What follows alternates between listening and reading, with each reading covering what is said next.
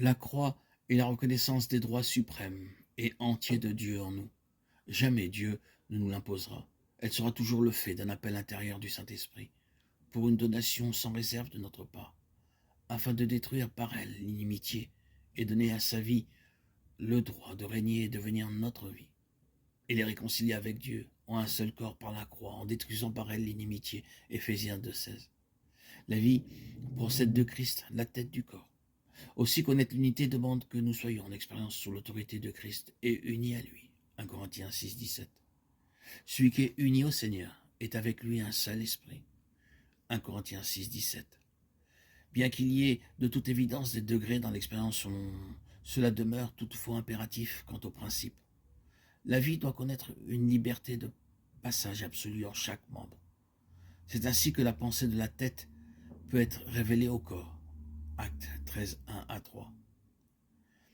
Hebron, qui signifie communion, implique la reconnaissance et l'expérience des trois choses. L'absolue souveraineté et seigneurie de Christ. La croix vécue intérieurement. L'expérience d'une vie vécue dans l'esprit. La communion fraternelle n'est possible que sur cette base.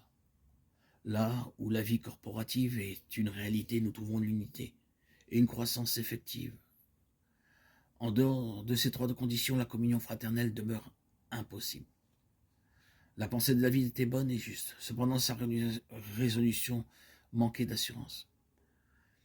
Cette incertitude résultait de l'absence d'indication dans l'esprit, parce que David était gouverné par un zèle naturel. En agissant ainsi, il introduisit un ordre de choses contraires à celui de Dieu.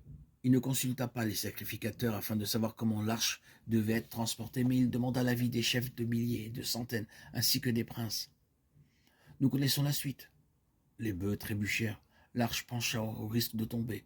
La main d'Ouza la retint et la mort s'ensuivit.